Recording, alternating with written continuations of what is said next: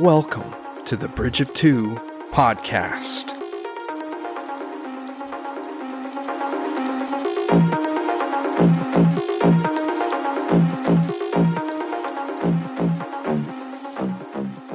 You started it.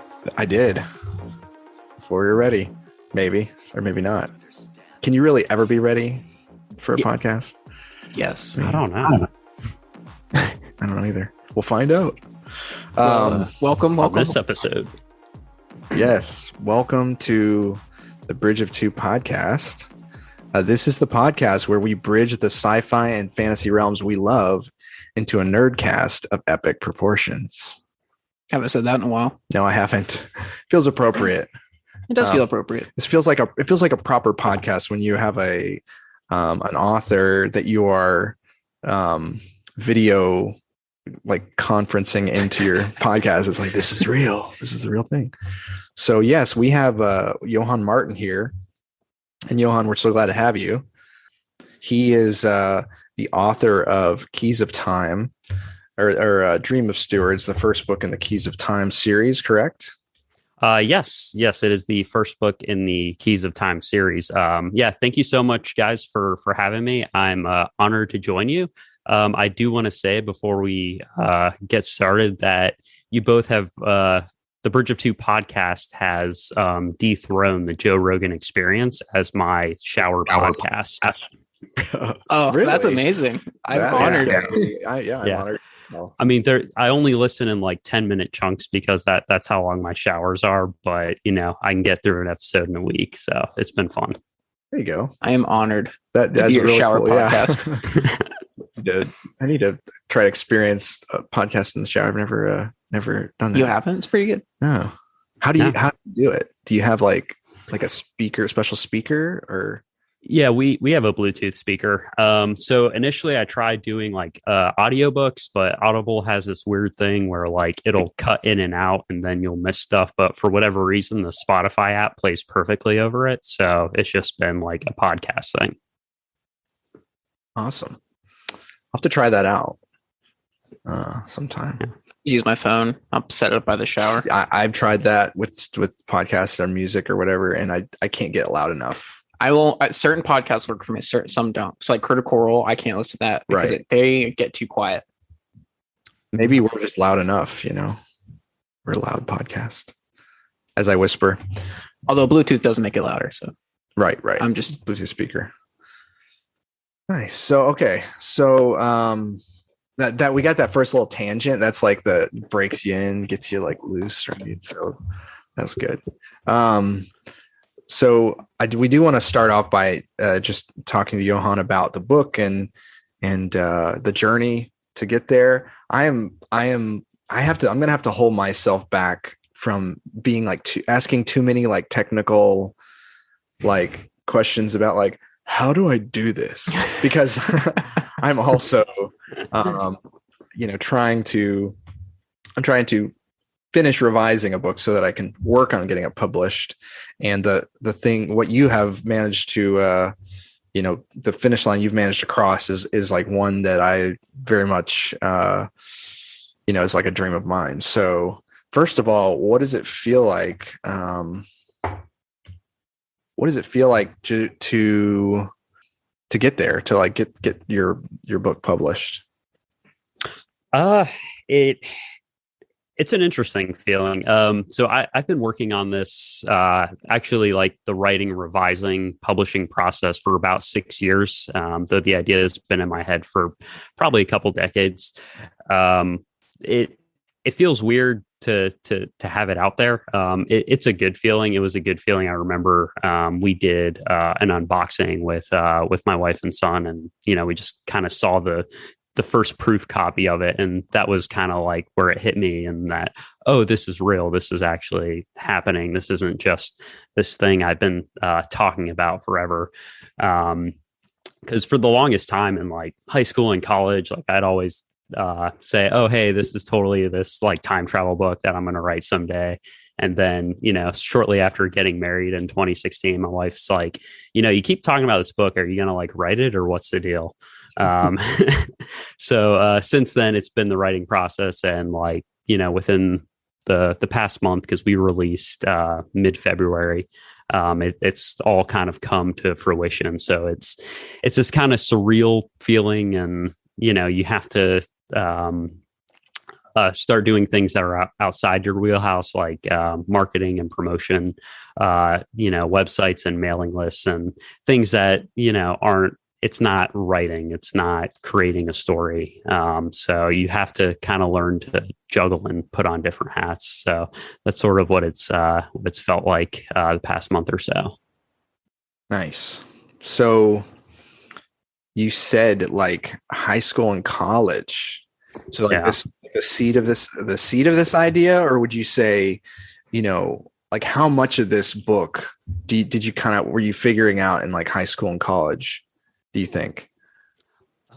So in high school, I had kind of like a mental outline of the story that I wanted to tell. And I sort of organized it in my head as like, okay, this is a book, I can tell this story in about 4 books. And it's generally stayed that way as far as like format and how I think of the stories.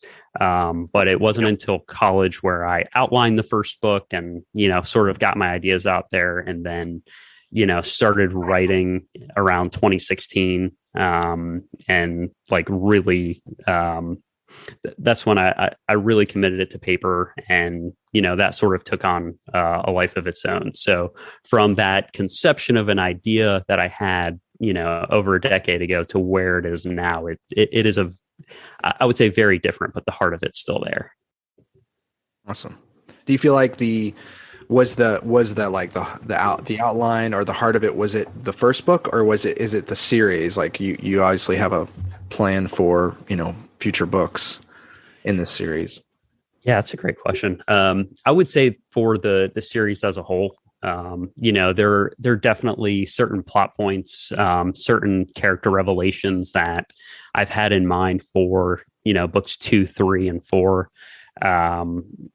But with writing the first book, I even though I had those like grand ideas for the future, I still wanted to like put my best foot forward with this first book, and then make something that could be a standalone if it needed to, but just really writing the best kind of story that I can in the moment. And then when I get to those other events, then that's when we'll deal with that.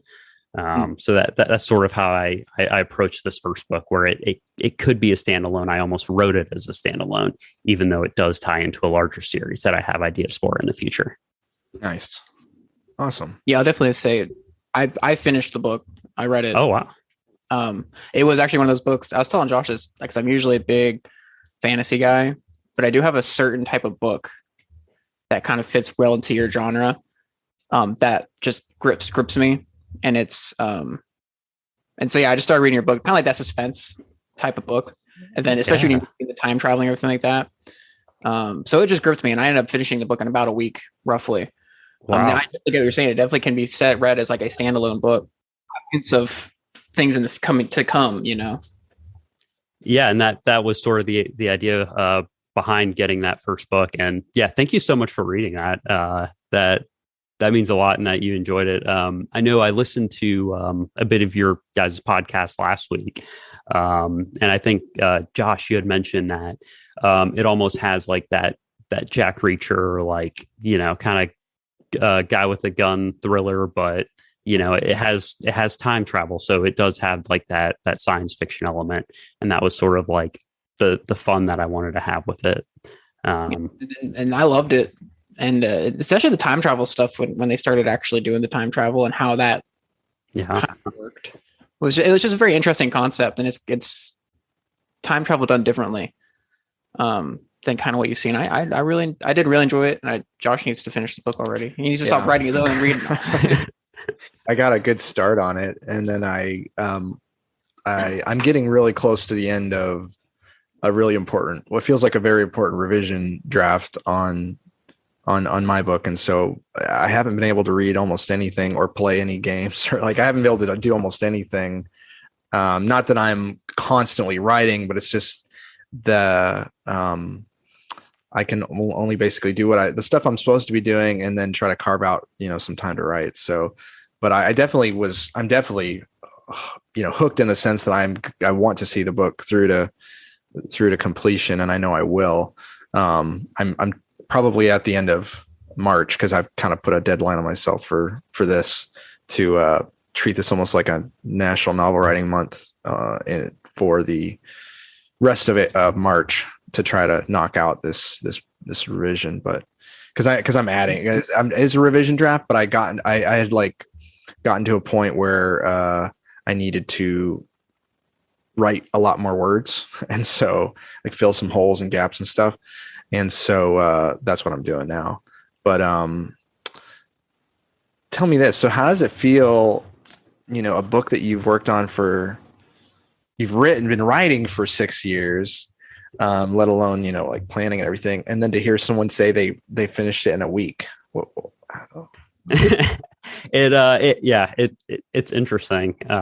It's like, I'm sure you spend a lot of time, putting together this podcast recording, editing, and then all that. And then, some guy on the other side just like listens in the shower, and, it's like all this, but it's, it's weird. It's very surreal. I think that's the easiest way to put it.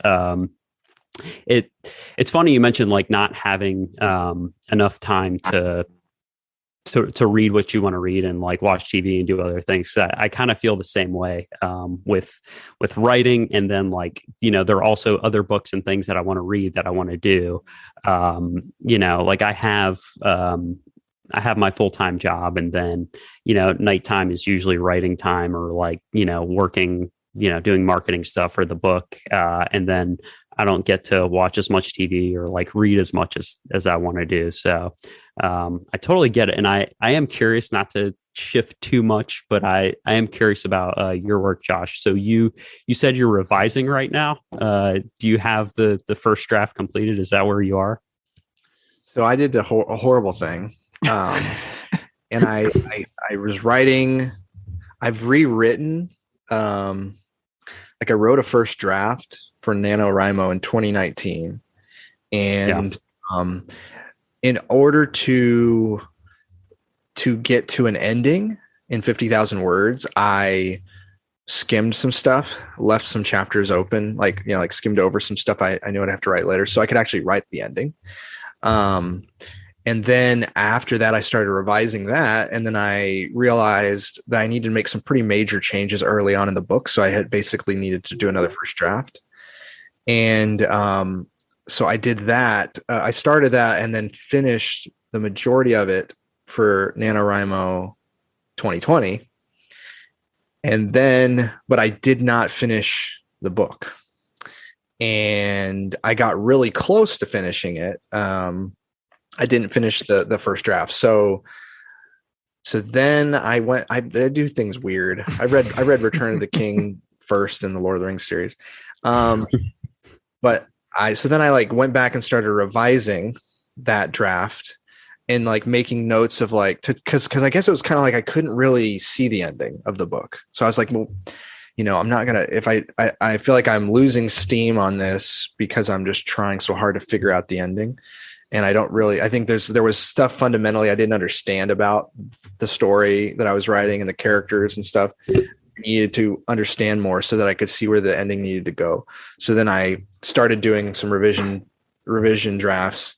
And so this one is, I did a big chunk of this during NaNoWriMo this year. And have you ever done NaNoWriMo?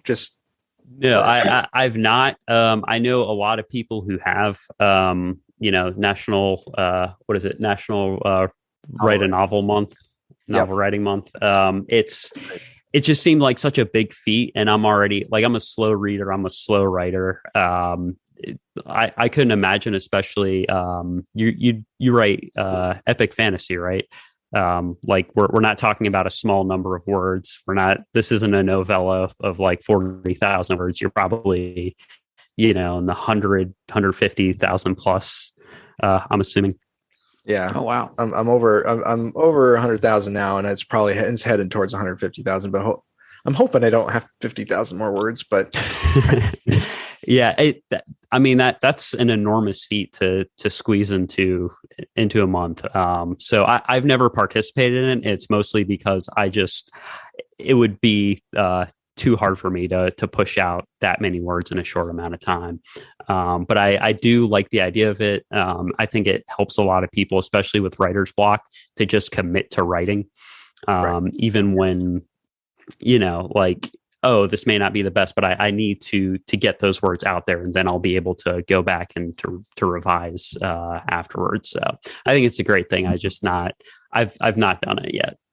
Yeah, it definitely it's not really possible to write a complete full novel, but kind of helps you, like you said, get the inner critic kind of silence the inner critic, and so that you can kind of let your subconscious sort of explore what's fun and interesting. Because basically what happens is you find something to write, even if you get stuck, because of the word count. If you really commit to the word count, you will just start writing, and it will just take you into places that it wants to go, which is definitely very interesting. But it's also difficult in the revision, and then that's, I think, why I definitely found it very valuable the first time I did it. But I did have to ultimately do another first draft after that. But yeah, so I have not written the ending yet, but I did just recently. I was writing and had kind of this epiphany of I was writing a scene that kind of like gave me the breadcrumbs to the ending in a sense. And when I realized it was like something else I had written, I had been like mulling over in my head in the prologue. And when I added that to the prologue, and then I was writing the scene that I was writing later in the book, those two things connected. And I was like, oh, that's kind of where this whole story feels like it makes sense for it to go. And it was really a kind of a emotional thing too, because it's kind of sad.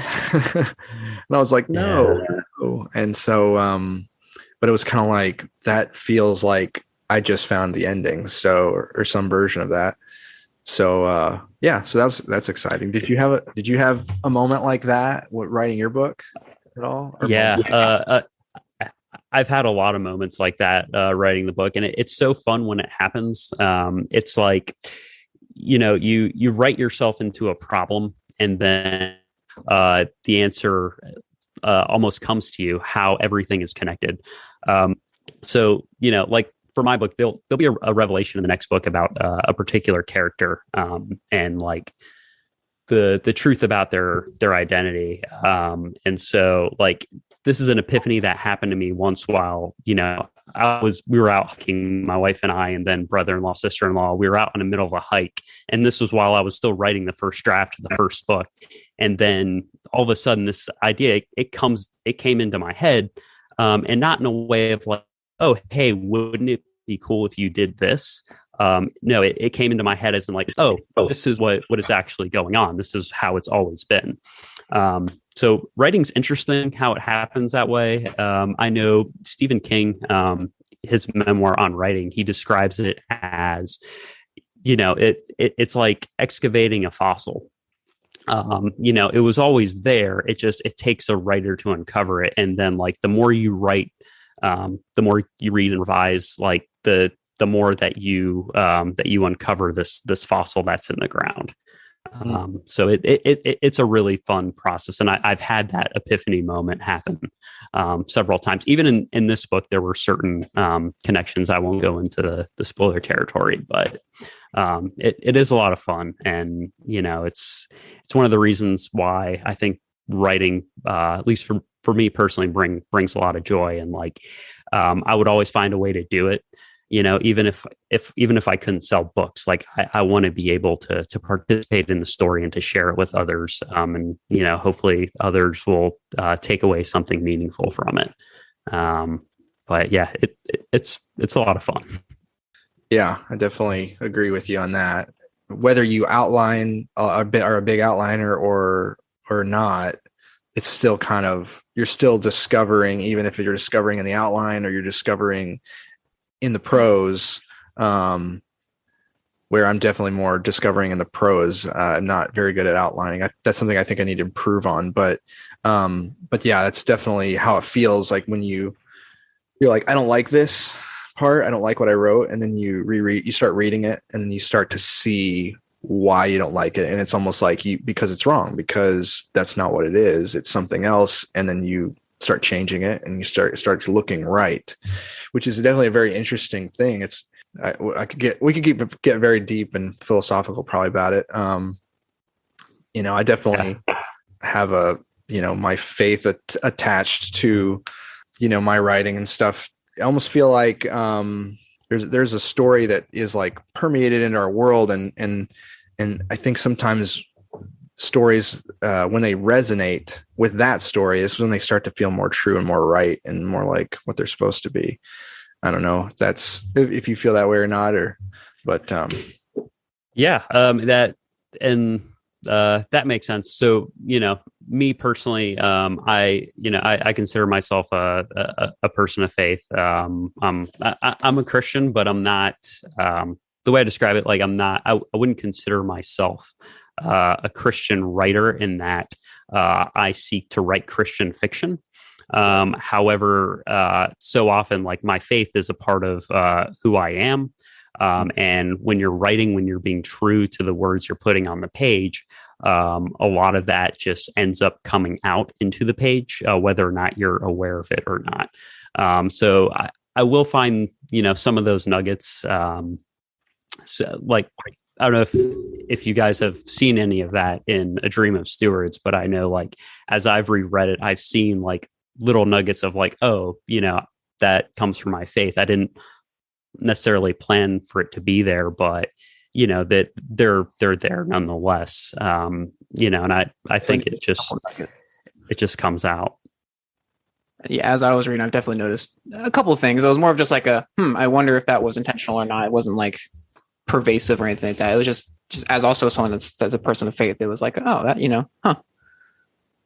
Yeah, I definitely I've wrestled with that, like, because I'm a Christian as well, and but I could never write. I don't think I could ever write like a Jesus character, like a representative of Jesus. Like, that's the part I wrestle with. Aslan, right? Like, I don't think I could ever do anything like Aslan, because I would be like trying to make it perfectly, exactly theologically right. And then it wouldn't really be an interesting story. And I think in some ways it's almost more affecting, to try to tell a true story. And if you believe in those things, if those things move and shape you, then the truth that's in them is more deeply embedded than that. And I feel like it sounds like I'm knocking that C.S. Lewis, but I'm not. I just don't think I could do that. I don't think I could pull it off. Somehow he did, but he gets like he gets flack for people saying, well, he believed in druid, like there's those talking trees, that's druids and stuff, and there's like representations of other deities and stuff in it that are like bowing down to, I think, Aslan at some point and things like that. So he gets flack for how he didn't do it, like perfectly theologically right. So I think that's kind of what I'm getting at, maybe. But yeah, and I think there's great freedom in when you're writing fiction to just stay committed to telling the best kind of story that you can tell. And like, especially like as Christians, like as a Christian, I believe that truth will always surface, it will always come out, it will be there. So like, as long as I'm committed to telling a story that I believe to be true, whether or not, regardless of what my intentions are, truth will always go forward. So it's a little freeing in that. So I try not to censor myself too much when I write. Like in my book, there's not, there are no F-bombs, there are no, there's no sex scenes or anything crazy like that. But at the same time, I do try to bring characters to life that reflect the way the world is. So like the villain in this book, Adam Drazen, when I write his scenes, I really do try to get in his head and to show like why he believes what he believes, and to try and make the best argument for that. And almost taking myself out, and because I can be there to like make the counter argument, but I try to take myself out. So I think a good example in art, like what is it, the God's Not Dead series, or stuff like that, where it's just kind of like they have caricatures of people who have a different point of view instead of like what people who hold those views are. Yeah. So I think it is important to writing to put out characters that reflect how people think and how they are. Right. Yeah, I think so too. And characters that are real and believable, Yeah. And I think trying to get into a character's head when you write them is one of the best ways to do it, Instead of just writing, like you said, like a caricature of what, this person might think or believe or whatever, you actually try to make it realistic in the sense of what they're actually thinking, and they're, and I think you did a pretty decent job with Adam Drazen in that, you can understand what his thought process in it with when you were explaining different things. Thank you. I appreciate that. And that's a character that it didn't start out that way. Initially, I think in the very earlier drafts, he was more of like, the mustache twirling villain, just like, oh, I'm evil to be evil, and it's fun. But it doesn't work, or at least it didn't work in this story. Like I think maybe that there are instances where it can be done, but it just wasn't working for the story. So it's something that had to be revised over time, and it seemed like the more you humanize somebody and like insert those like those tiny bits of empathy, it really does help to bring a character to life. Oh, absolutely. I mean, there's a scene, and I won't bring the scene up because I don't. Josh probably hasn't gone that far, but there is a scene with Adam Drazen in it that definitely gives you that sense of like, yes, he is the bad guy. Yeah. And yes, what he's doing is not necessarily right, but you can understand him, and especially in this specific scene, you can understand him. How much, Jeremiah? Are you going down a dark path? Depends. Is the FBI listening right now? Is this I think I know what scene you're talking about, right around the middle of the book. Mm-hmm. Yeah. I know exactly the scene you're talking about, and that was one of the ones that took a lot of revision to get there and to bring it out. Well, I think I definitely enjoyed that scene. I enjoyed that scene in the sense of getting to kind of understand that character a little bit more in his thought process of things, which I like with villains. I'm a bit with my storytelling. I really like, because I like stories, and it comes back to my favorite too. I really like the story of good versus evil, but I also don't like that when it becomes this guy is blatantly good, this guy is blatantly evil. I like it when the villain has a little bit of, you can feel a little bit of empathy for him, or you can understand to a certain extent why he's doing what he's doing. And I do think you did a pretty decent job with that with Adam Drazen in this book. Yeah. Thank you. And that's actually the types of stories that I'm drawn to as well, where, your heroes but your protagonist as well is also three-dimensional. Yes. So it's weird how you also have stories like Lord of the Rings with Sauron. How, I don't know how, but they managed to pull that off. Like I still think Sauron is like the perfect villain for that story. Even though it's very much like, oh, this is evil for the sake of being evil. Yeah, I mean, there is like a little bit more nuance to him than comes across in the like main trilogy, because he was like corrupted, and he had like a certain view of he has a certain view of the way things should be, like, you know, people do, like villains do. Had a lot to do with order, and he was trying to bring things into what he thought was like order, but it was, you know, which at the expense of, you know, freedom or you know, beauty or anything like that, like order at all costs, kind of. But yeah, the way he's represented in Lord of the Rings, for sure, like in the main books, is, and maybe it works because it's almost, he is a little more distant of a villain, right? You know, you got his minions and stuff that are obviously very much not very nuanced, but you don't really, it doesn't really get close to him. So maybe it wouldn't work as well if he was more prominent and just kind of that, you know, classic, he's just evil, he's just the bad guy, you know, but maybe because he's a more distant threat or something. I don't know. Yeah. And I know, at least in the Peter Jackson trilogy, he almost feels like not a character person, more of like just the presence of evil, especially how he uses those around him to do his bidding. So I've always thought that was really well done, whether it was Saruman or, you know, the orcs on the ground, whoever. It's like there's always those doing his bidding. Right. Yeah. Yeah. Like he's just like the representation of evil that's like moving and stretching out into the world. Sort of. Yeah. Which works really well for the story. Yeah, definitely. Yeah. I don't know. I think he's a good guy, but just misunderstood. Just misunderstood.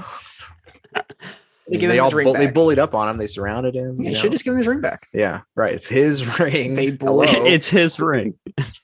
There's only one Lord of the Rings. Come on. Exactly. And he's the star. Looks called Lord of the Rings. So I just have one more question, and then maybe we'll get closer to our drink break. Your self-publishing, did you try to go any other routes, or did you kind of just say, no, I think I'm just going to try to self-publish this and do it myself? Yeah, that's an excellent question. So I did not first intend to self-publish. This book is self-published. So, you know, typically you either go the self-publishing route or you try to do it traditionally, where it's typically represented by one of the big five publishers out there. So, you know, Penguin, Random House, Simon and Schuster, you know, these are the guys that'll put your stuff in Barnes and Noble, and get you on the New York Times bestseller, all of that. So that had always been the way that I wanted to go. And after writing, I'd spent quite a bit of time pitching. I want to say about a year trying to pitch to different literary agents to represent the work, to get it to a big publishing house. You know, that didn't work out so well. And I just wasn't very good at pitching the book, or it also seemed to be in that genre or category that would be difficult to market and sell. But, you know, this is still a story that, you know, like I said, I'd spent 6 years writing, and it's very important to me that it get out there. So I did decide to self-publish, but I didn't just want to, you know, log on to Kindle Direct Publishing, upload a Word document and put it out there. I still wanted to put out the best possible book that I could put out. So I spent a lot of time looking for the right editor. You know, thankfully I found one. Guy by the name of Tyler Sherman did a fantastic job editing and just really bringing the story to what it is now. You know, I hired a professional cover designer, somebody, guy by the name of Jeff Brown, who's done a lot of, I mean, he mostly does like traditionally published works. He's done a lot of bestsellers for science fiction and fantasy, and I really liked his work. And so, you know, I had him, and, you know, like throughout the process, I'm like, the question is, how do I put out the best possible book that I I could put out, because you only debut once. So, I was able to do that, and I'm pretty happy with the final product. And right now working on getting an audiobook, which should be coming out. I want to say in the next few weeks or so. I've hired a professional voice actor to do it, and he's almost done. He's basically in the final editing and proofing process. And so, we're going to get that to the Audible folks and then get that out. But yeah. That's awesome. That's great. Yeah, I definitely, that was one of the first things I noticed, when I saw the book. I was like, that is an awesome looking cover. And that is definitely, I've through experience of just reading books from first time authors, and then what I've heard from others in the industry, that's having a really good cover is really important for a debut, author. So, it's a great cover. Definitely caught my eye. And, Thank you. it's a good product, it's, does not feel, and I don't mean in a bad way, but like you said, it's definitely, if you want your book to be published, you can have it published in very short amount of time with not a whole lot of effort through just going straight to an ebook. But yeah, you wanted to put something out in the world that, kind of does the work you've done in justice, and I think, yeah. And so, and I think that ultimately that has probably already paid off in certain ways. You probably have reached people better because of that, and you will, continue to. So, so congratulations on that, because that just sounds daunting. And I'm sure you could attest that it is to some extent. Yeah. Thank you. I appreciate that. And that was very much the goal. And yeah, as far as the cover, that was all Jeff Brown. I talked to him about the story, and he considers genre and how that fits into it. So I think he did an absolutely fantastic job at that. But yeah, with self-publishing, it can get a bad rap sometimes, because there are people who will just, put something up there that they haven't got edited, they haven't gotten proofed, and they haven't taken the time. And so, if you have enough of those out there, it's like, oh, well, that's self-published. So, I know that when I was considering it, I'm like, okay, if I'm going to go in, I want to do it right. I don't want to fall into that category. And, like you said, I've spent so much time putting this together, and it deserves that justice. So I'm really happy with it. And I'm glad you guys have enjoyed it and have me on the podcast to talk about it. This is really cool. Absolutely. All right. So real quick, let's do, before we do our drink break, let's try to do, yes. You got any, you can keep going with it. Yohann, any sci-fi fantasy stuff you've been getting into this week besides your book related? Obvious time travel that you actually do. Yeah. Because we know it's a biography, autobiography. Sorry. Right. Yeah. I mean, I just had to change the names of the agencies and people, but it's all, we can edit this out, right? This isn't going anywhere. Yeah. So as far as sci-fi and fantasy, so like I said, it's been hard to carve out the time to consume something. But there are two pieces of work, and I'm going to stretch it more than just a week. So on the reading front, I've been trying to get through this science fiction book called Hyperion. I don't know if you guys heard of it or read it, but it is a fantastic book. So it came out in 1989, I want to say. But it's the setup or the premise is similar to the Canterbury Tales, where you have this group of pilgrims who venture to this planet Hyperion right before it's about to basically be obliterated by war. This takes place thousands of years in the future, and there's this mysterious creature called the Shrike that people don't really understand. And so like it's told through these 6 different perspectives, 6 different chapters. And so you have,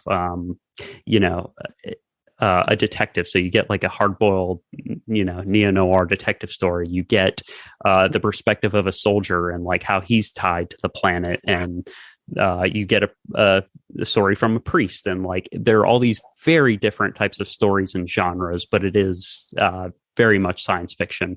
So I'm getting close to wrapping that book up. That's been fun. I want to say it's probably not that I've read too many books this year, but I want to say one of my favorites within this past year. Another sci-fi item. My wife and I finally finished The Expanse, season 6. Nice. Yeah. It's a great show. It's been one of my favorites. I've read the first book, Leviathan Wakes, and I do want to get through all of them.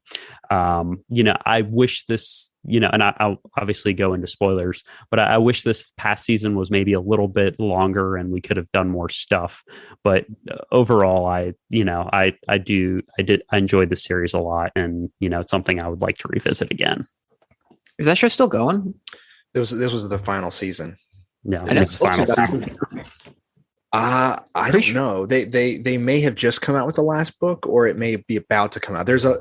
The show ended before the books did, yeah. But I'm told that there is like a jump in time between the book they finished on and the next one, so it kind of was a natural place to end the series.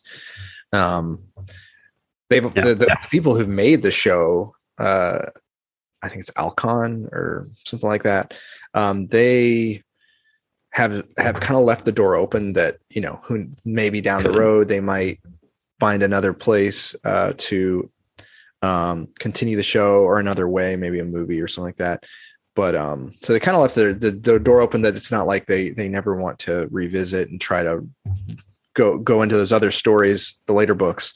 But I think it was just the contract with Amazon was done. And yeah, I've read Leviathan Wakes twice, actually. I've read it and I've listened to it back when I was on the interfacility trip doing hour-long transfers. I've read it too. It's definitely a good book, and and I really liked it. I just didn't watch the show. I've always meant to go watch it. I've watched a couple episodes and I enjoyed it. I just don't have the time now to go sit down and watch a show, so I haven't been able to. But maybe I'll have one of our newer shows. I'd be very interested, because I know later we're going to be talking about adaptations, and like looking at Leviathan Wakes and The Expanse. I thought, so if you've read Leviathan Wakes, season 1 is like almost verbatim that.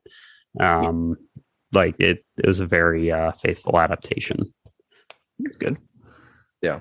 And then the Hyperion too. I've seen it. I see it in the bookstore all the time, actually. The Hyperion, and I look at it, and the cover is one of those covers that draws my attention.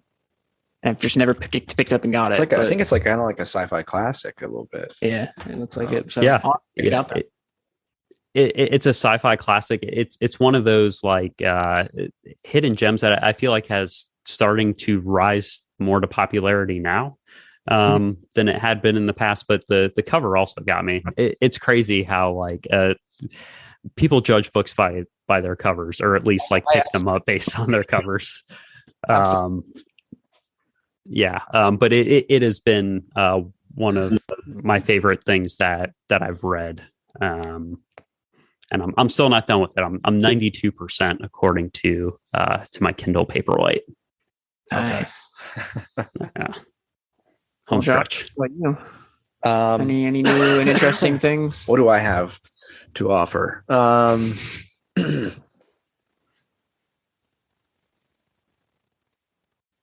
that kind of week? Yeah, I'm trying to think if I have anything other than writing. I mean, there's a book I've listened to a couple chapters of it, but I just have not gotten far, that I'm reading through, called it's by Michael J. Sullivan. He's a fantasy author, and he has a series. He has a lot of books, but he has a series. And this is the first book in that series. It's called Theft of Swords, and I have not seen any swords stolen yet, so I'm pretty disappointed so far. In the first page. but but no, it's definitely an interesting book so far. Some friends of mine are big fans of his and have been trying to get me to read it. So I'm definitely trying to. And it's not that I don't like it. I just have not been able to get into a book, to really let myself just get lost in a book or whatever. Other than that, I mean, not really. I've watched some footage of Elden Ring, some gameplay footage of this video game Elden Ring. And I'm definitely, planning on getting that game and playing it. Just once again, I can't do it right now. But yeah, next month, hopefully. I'm not sure. I'm still scared though, because I'm watching it and watching, like, it looks very hard and it's hard, but we can play together. Die a lot, and yeah. And I'll be able to help you out. Okay. I'm not very good at games where you have to like strategize. It's a learning curve. I'm more like hack and slashy, but yeah, maybe I can figure it out. Anyway. But so the Elden Ring, is this Elder Scrolls? No, it's a Dark Souls sequel. It's like kind of a Dark. It's like the same people that made Dark Souls. This is like their next series or whatever. I guess. I don't know if it's gonna be a series. You know what Dark Souls is? No. It's a dark fantasy. Look inside. It's like a pretty big dark fantasy game that heavily draws on the fact that it's a difficult game to play. As like people, and they've had altogether they have like 5 games that have come out now, 6 with Elden Ring, but they're very popular. Oh, wow. And they're very big on their storytelling wise, is they don't just tell a linear story through their game. They actually do a lot of it through item descriptions and everything like that. And when you pick up items, they have an item description. That's kind of how most people find out the story and the lore of the world and everything like that. But this most recent one, Elden Ring, came out, and so I've been playing it, and my brother's been playing all that, and it's a huge game, and it's very fun, and it's actually the lore and the atmosphere of the game has actually really gotten my creativity side coming out as well. Oh, really? So it's been very fun for me, and I want Josh to play it so that I can play with him. Yeah, that's awesome. I've heard a lot of chatter about it. Unfortunately, don't have a lot of time to play games, but I feel like every other YouTube video that comes up, it's like, oh, we're playing Elden Ring. Like it's very popular right now, from what I understand. It is one of the most popular games right now. Yeah, justifiably so. It is a very, very good game. So what about you, Jeremiah? I know what you're going to say already. I read. You're supposed to wait until April. No, I have been playing Elden Ring. I've been playing a lot of Elden Ring, more than I should. But I've been playing with my brother, and my brother lives up in a different state, so that's kind of how we chat, is we sit and play a game together. So I've been playing that. Like I was saying earlier, it's got my creative juices flowing as well, with drawing and stuff like that. It's a very visually appealing game, so that's been fun to play. Been reading still. I don't know if I said it last podcast, but I finished book 5 of Wheel of Time.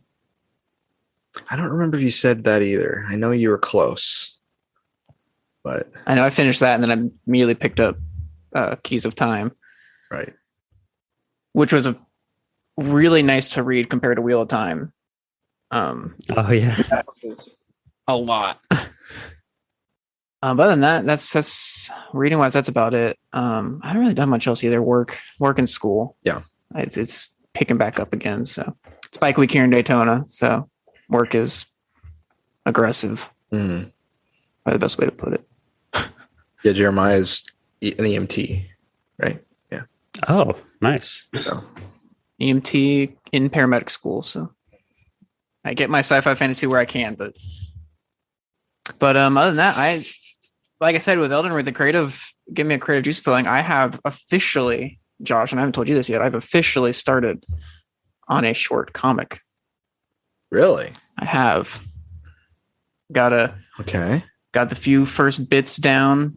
I'm doing some outlining as far as how the panels are going to come out and what's going to happen in them in some dialogue. Awesome. And I know how I want it to end. And so That's now I'm kind important. of getting the middle part going. It's going to be very short. And I'm using the lore and setting of Elden Ring to kind of help me out a little bit. And so this is just going to be good practice for me for when I eventually end up doing my comic book that I talked about a while ago. Okay. So. Cool. Awesome. Can't wait to see that. Are you going to use the character you put on your Instagram? I am. Okay.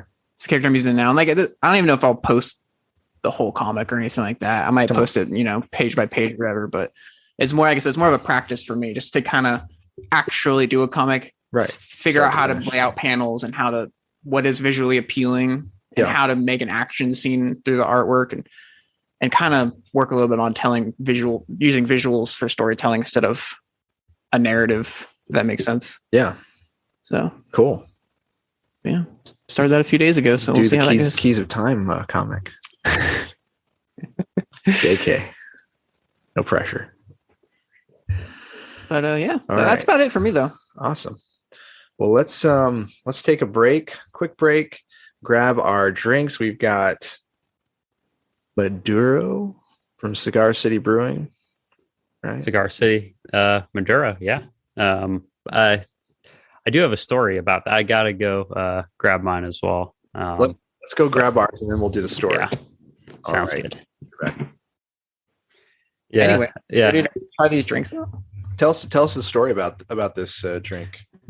Yeah, so we're drinking Cigar City Maduro. I actually had Cigar City for the first time when I lived in Tampa. So my wife Erica and I we met going to the University of South Florida there in Tampa. Cigar City is one of those breweries there that it's very much a part of that city and something that we enjoyed a lot of. And it was actually it's beer that I had introduced to my at that time to-be in-laws.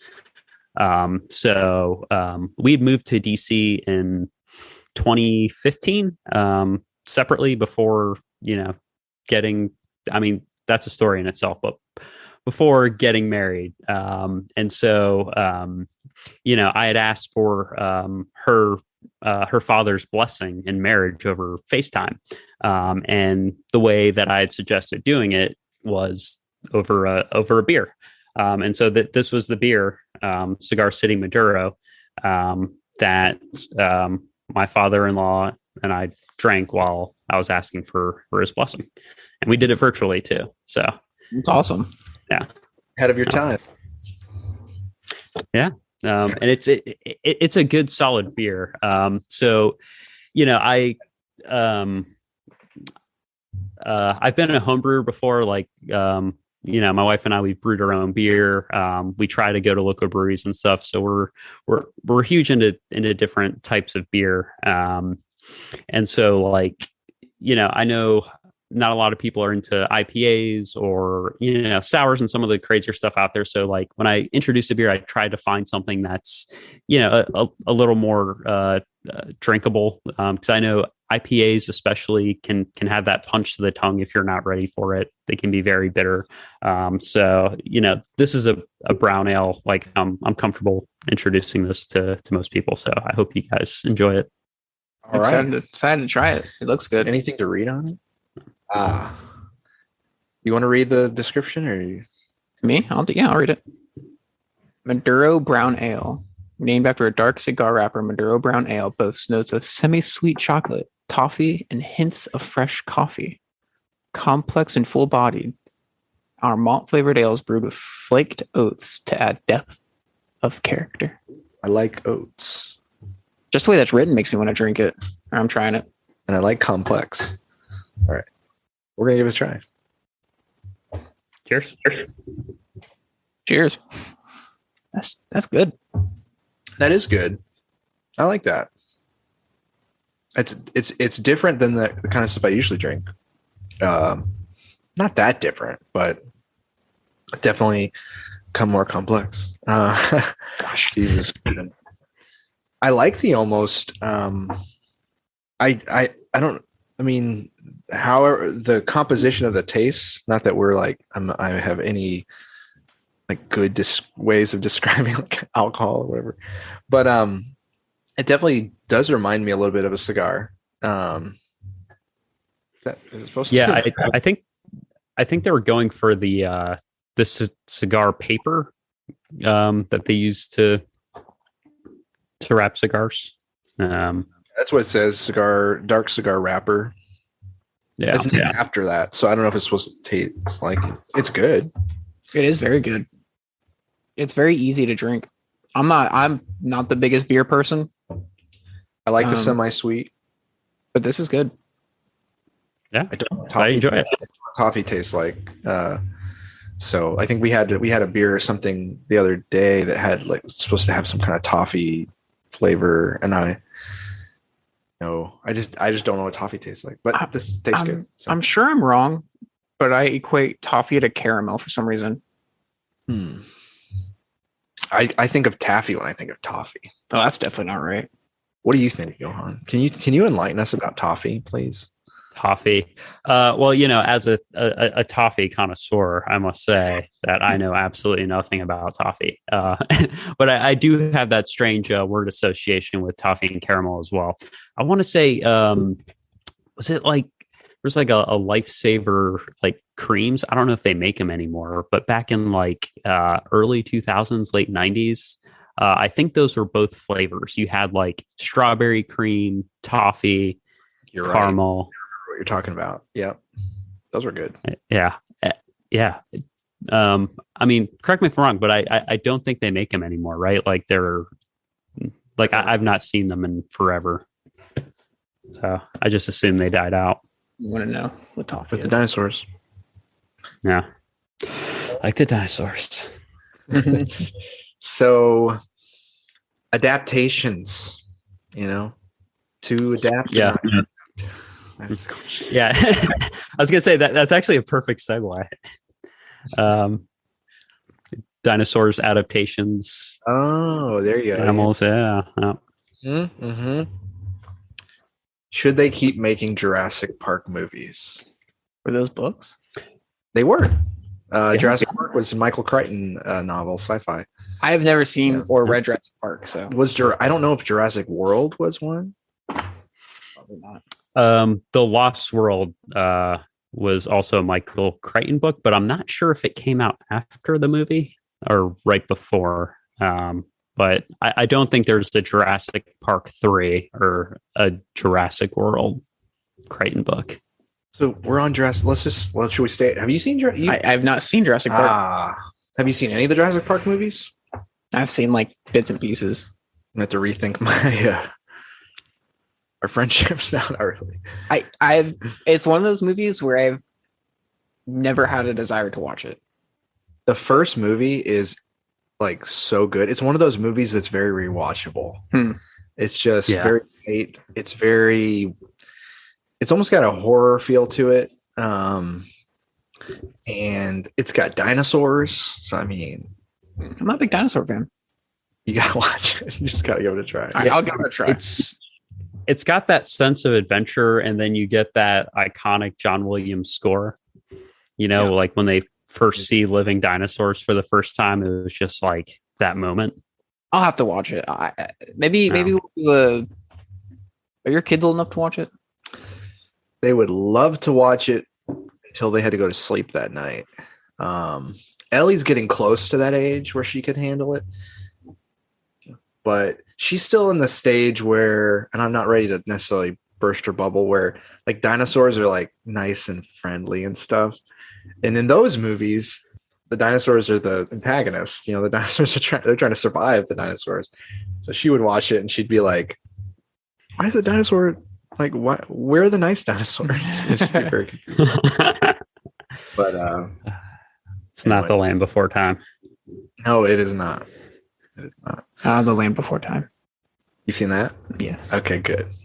You're redeemed. But yeah, well, let's not stay on to those too long since you haven't seen it.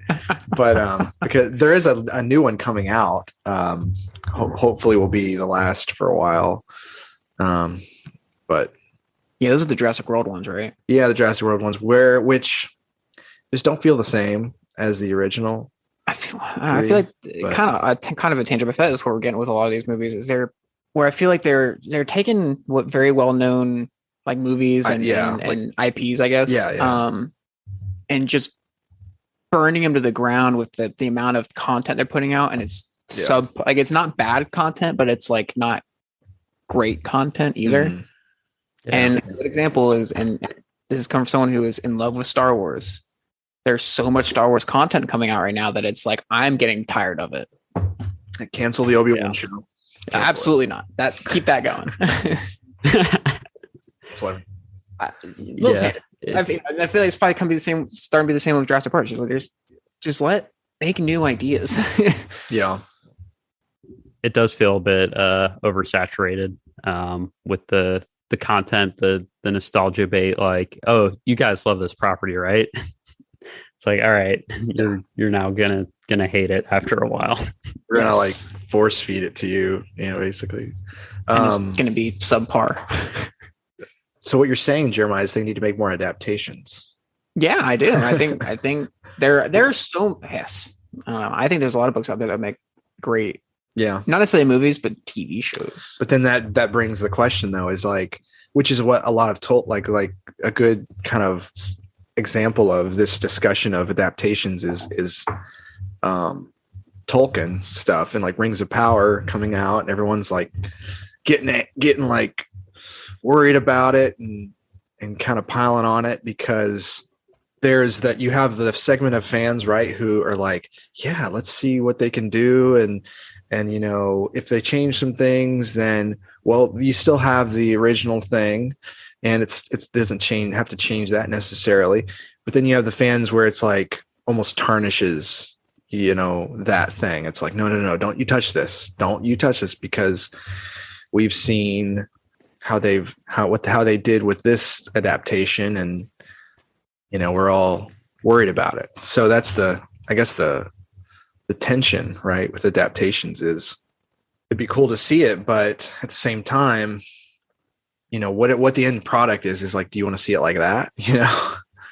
Depending on what it is. I'm not necessarily ragging on Rings of Power because we've already talked about that and how we're holding our judgment off on that. But like The Hobbit, for example, right? It's like The Hobbit had never been made into a movie series, let alone a trilogy. It been made into a cartoon, but that gets a lot of flack because of the liberties they took with that.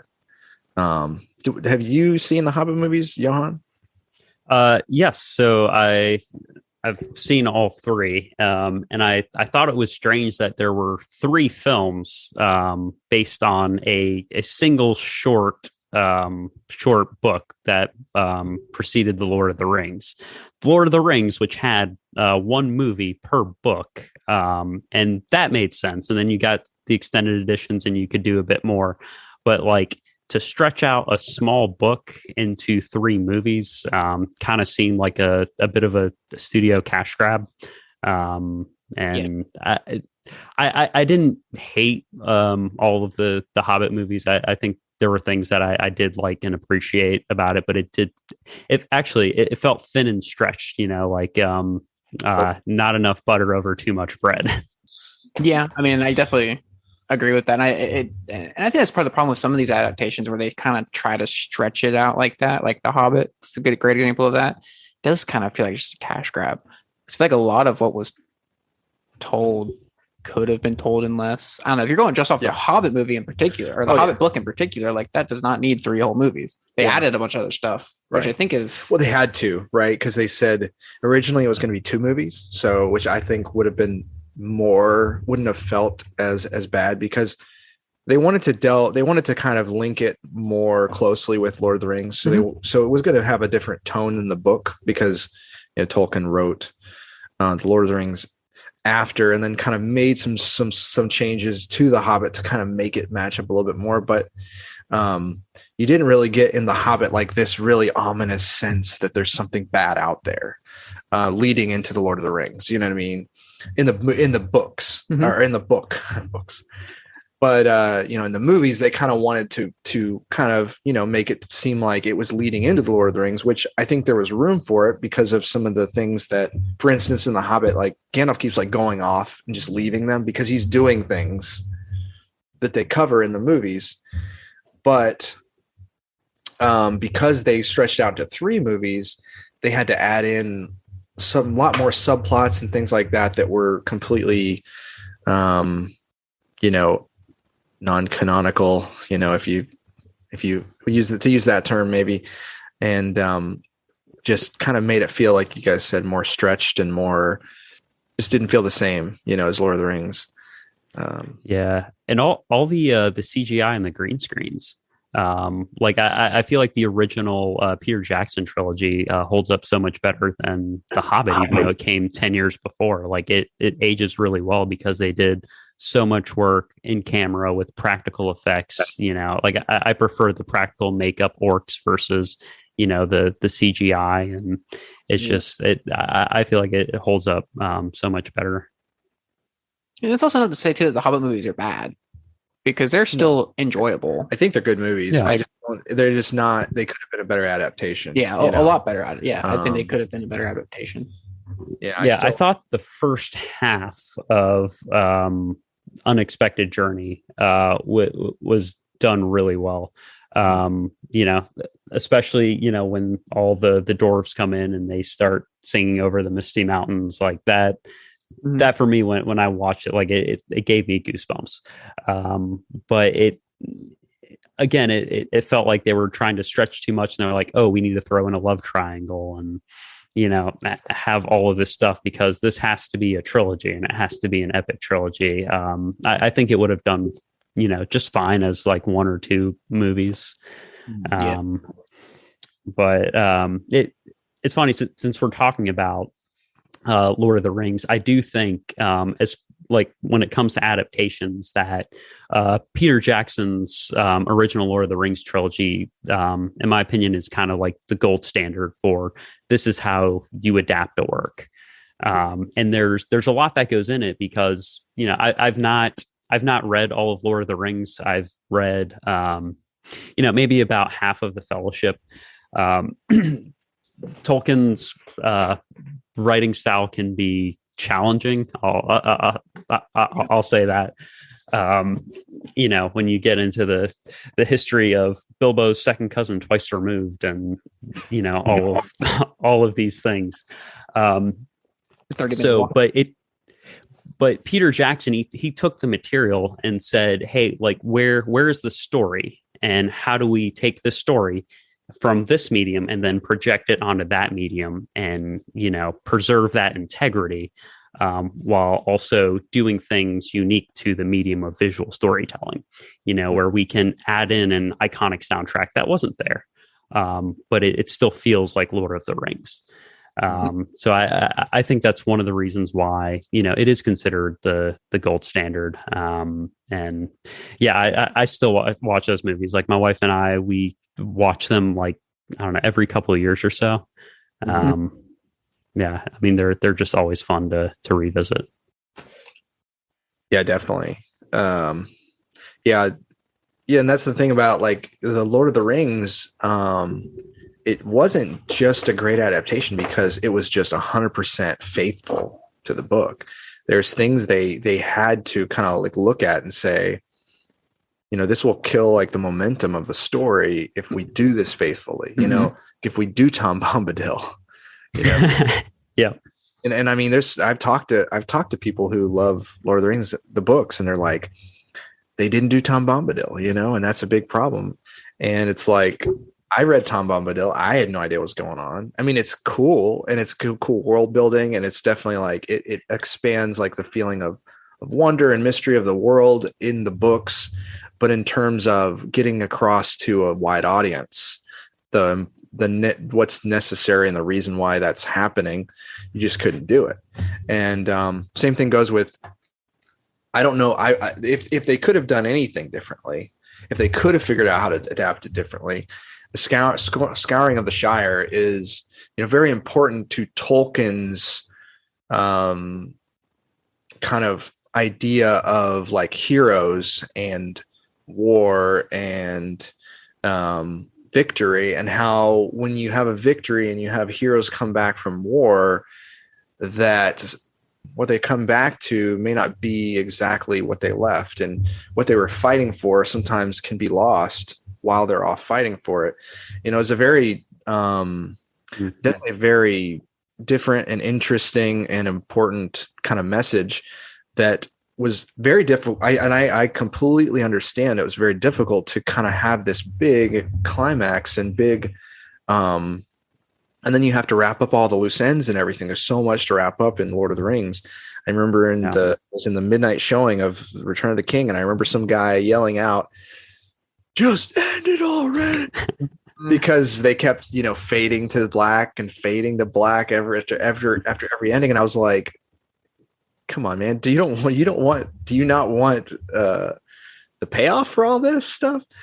But it would have been very hard for them to kind of ramp things back up into kind of another mini story after that, and not have a clean closure. I think they did still try to keep the spirit of that Frodo came back. He still wasn't the same. It still wasn't able to fully come back and fully things be like they were for him. But yeah, the Lord of the Rings movies were not 100% faithful, but they were really good adaptations because they knew what to change. They knew where the spirit of the story was, like you said, and how to get that across in the medium. Have you ever read you've read Aragon, right? The Dragon.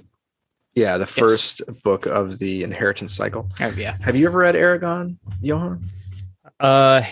Yeah, I think back in high school. I've seen the movie. I've read the book. I remember I got the book in high school. Yeah.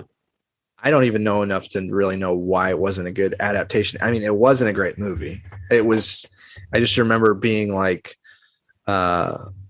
just not really understanding the motivations of people, and it felt kind of derivative, and I don't know, just didn't care a lot about the characters and what was going on. It's been a while since I both read and watched that movie and that book. I just know that's a notoriously bad adaptation. But I remember them taking too many liberties with things, if I remember correctly, or changing things up. Like, it didn't follow the storyline as it was supposed to, and it kind of cut out a lot of things that were important, if I remember correctly. Yeah, a lot of personal character things. That once again, it's been a while since I've both read and watched that movie. So I'm not the best at remembering. And I just remember. I know the.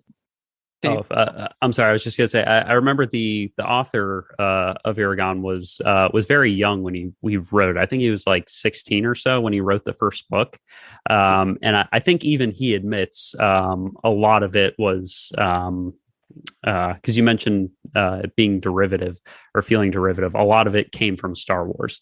Like it's essentially a New Hope, but with dragons. Right. That's actually, I never thought about that, but that's actually relatively good. Well, and you can do that if you do it well. I mean, you can, I mean, like, there's so many stories that are the same story in the skeleton of it, but when you have good characters and just cool things are happening, you don't necessarily care as much. But I think what happens in adaptations a lot of times when they don't work out is the people, the ones adapting it kind of second guess. They almost like second guess the material, where they're like, yeah, but we need to have this because Lord of the Rings came out, so we have to have this big battle scene, like lots of people fighting, or we have to have this strong such and such character because we need to cater to this demographic and things like that. And it's almost like second guess. It's like, if the story is good, if the story resonates with people in this medium, in this form, then if you the best thing to do is to translate it as closely as you can, as much as you can salvage, and to not like say, you know, like you were saying, we have to take these big liberties, because in a movie form, you've got to have these certain things. Like I think, you know, Well, I'll say a great example of letting a story continue to be a story instead of trying to add in all these extra things is Dune. yeah, I was just Dune did a really good job because Dune is very visually appealing as a movie, and it's got a good story. But like some people, and I know my wife was one of those people, like can get kind of bored because it is a little bit slower going because there's a lot of world building and there's a lot of different story going on. But the movie itself was a really good adaptation and it was really well done. I loved the movie. Mm-hmm. And I think it's very faithful to the book. The first half of the book. Mm-hmm. Right. I would agree with that. I think a lot of that's because Denis Villeneuve, the director, this was a passion project for him. You know, he loves Dune and he wanted to have it be a faithful adaptation, which is why, you know, we only get the first half of the first book because, you know, he's like, this is just too much story to squeeze into a single movie. And I want to be able to do it justice. And I think he was able to, and you had a filmmaker who, you know, could make decisions like that. And then a studio, I believe it's Warner Brothers, that was willing to play ball and say, oh, hey, you know, we'll go along with your creative decisions because we trust you. You know, you did Blade Runner 2049 and like, you seem to know what you're doing. And yeah, I think that's part of the reason why we get, you know, such a good adaptation with Dune.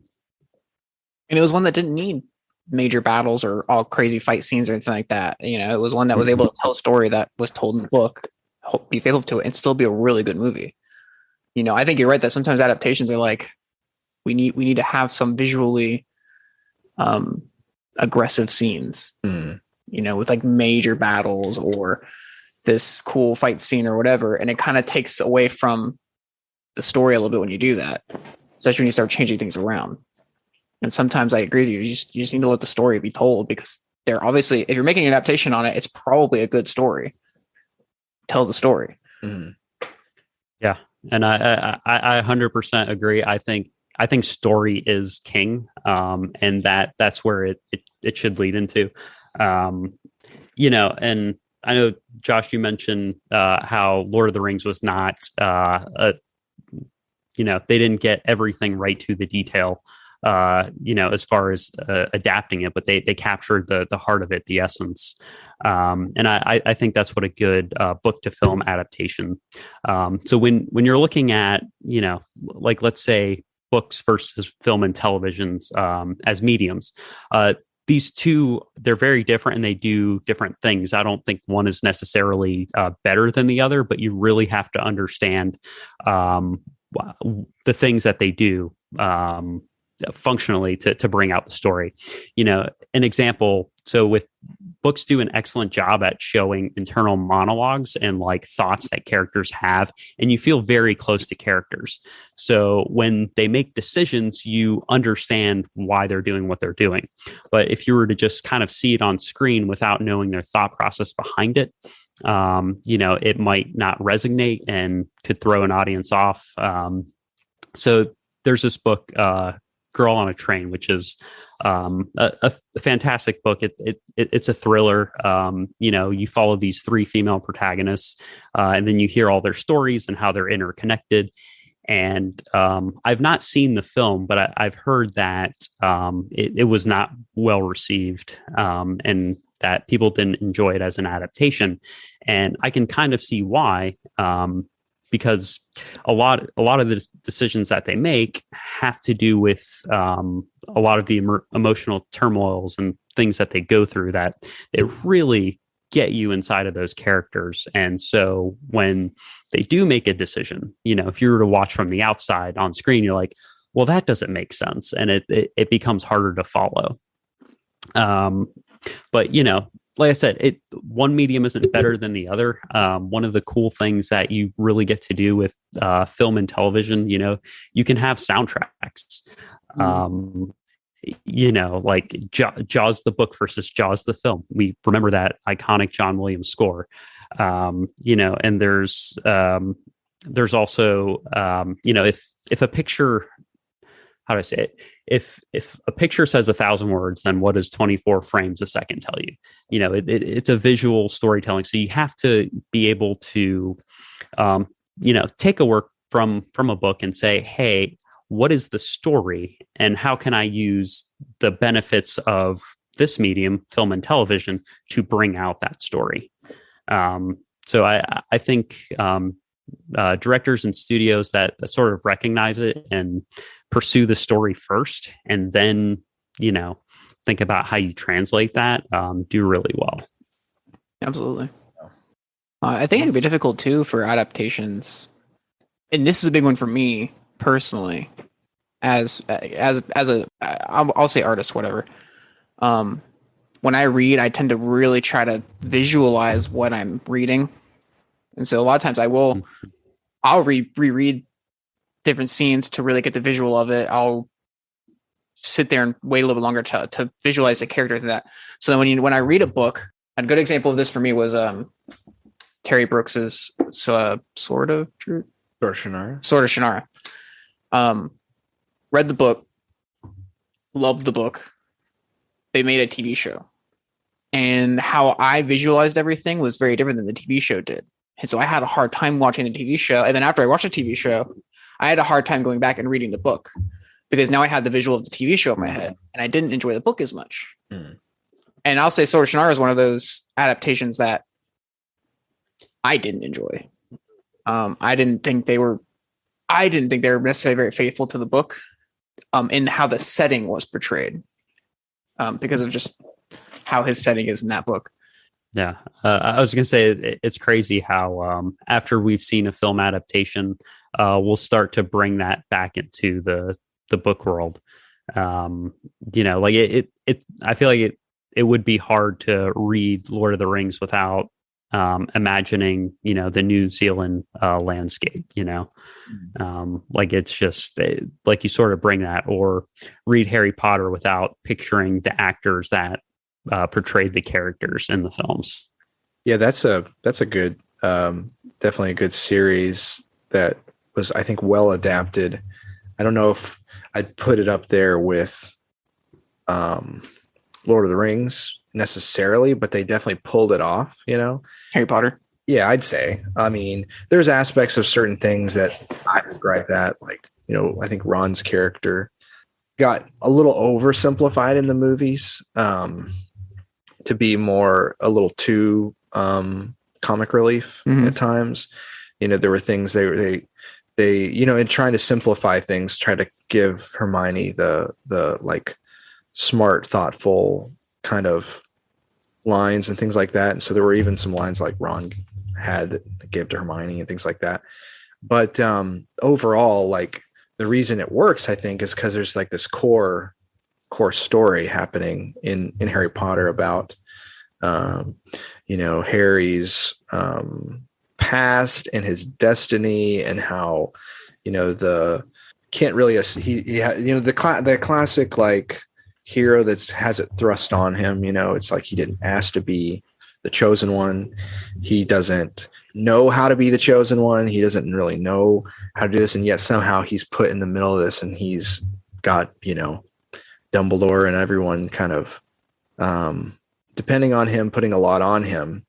And they really communicated that well through the movies, all the way to the final book. Also, like, a trick with adaptations is cast, right? I mean, the fact that they were able to keep the continuity of the cast, especially for those three, was so important because of the emotional, like, they're the emotional core of the movies and, of course, the books.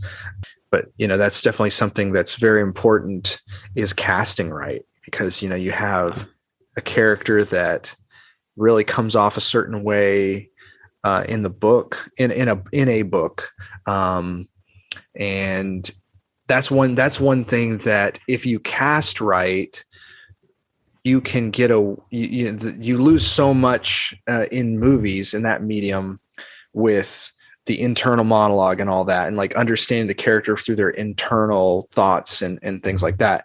But if you cast the right person that really gets that character and kind of is able to emote so much of what that character kind of internally was represented by, then you really can communicate a lot of that, and that's something I think, like Harry Potter is a great example. And that's, and I think another, to go back to like Lord of the Rings, that's a very big strength of Lord of the Rings is the cast, how they really nailed the cast. And they went so far as to be however many weeks or months into shooting that they recast Aragorn because they realized they had cast him too young. And, who could imagine a different Aragorn now, right?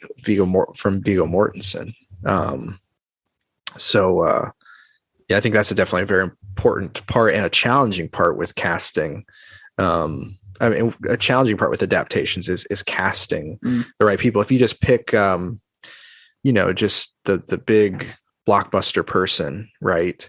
You can pull in people, but that adaptation may not last. It may not stick. It may not become what it could be.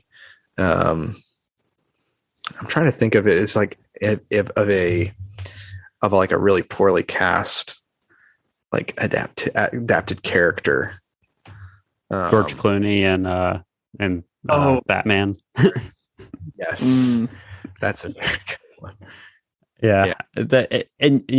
That's such a good point. I had not considered that, but casting is so important. Like, I don't know. I feel like if I were the casting director, the person in charge of casting, that would be a nerve-wracking role especially if you were adapting like a big IP, like something like Lord of the Rings. I didn't realize that they had to recast Aragorn, but I'm so glad that they did.